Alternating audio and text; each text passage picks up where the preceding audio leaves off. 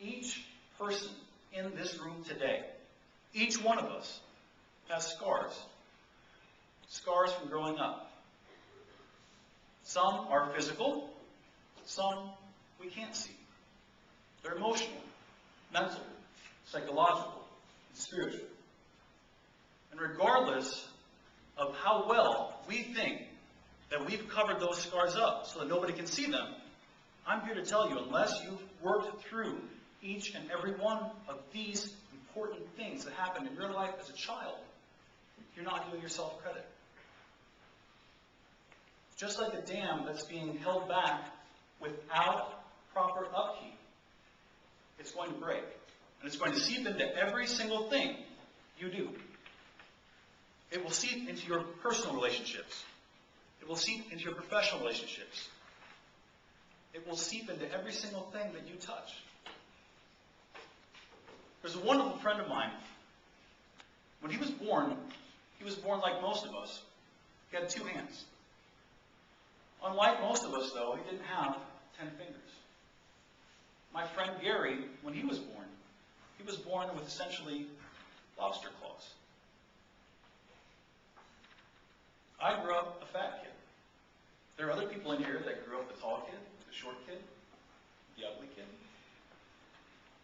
Think about the abuse that we went through growing up. Kids can be brutal. They can be heartless. Now think about how much different my friend Gary looks than just about everybody else. Imagine what that kid went through. Not only did he get made fun of when he was in school, but he later found out from relatives that when he was born, his father took one look at him and he cursed himself. And he went home and he packed his bags and he left his family. Not soon after Gary found out what had happened to his father, he began to run home after school. And unfortunately, his mother had to work 2 jobs to keep a roof over their heads and food on the table. She wasn't home oftentimes when Gary got home. And what my friend would do is he'd go into the kitchen and he'd pick up anything he could. A ruler, a spatula, a meat tenderizer. And he'd put it in his hands and he would beat himself up until he went to sleep. And that's how he spent every single day after school. Until one day, his mother got off early from her second job, came home. Imagine, for those of you who are parents, to walk in on that sight. She was horrified. But very calmly, very peacefully, very lovingly, maternally, she gave him a hug and said, "Sweetie, what are you doing?" And he said, "Mom, it's my fault. It's my fault that I was born this way. It's my fault that Dad left you. It's all my fault."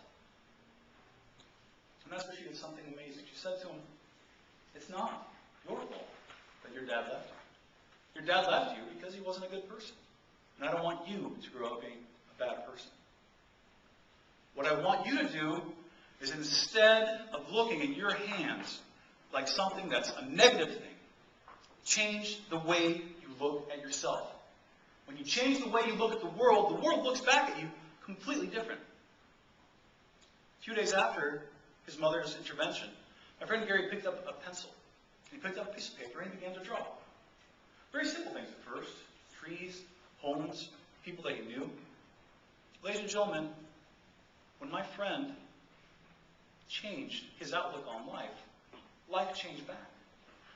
My friend Gary supports himself by being a brilliant, brilliant artist.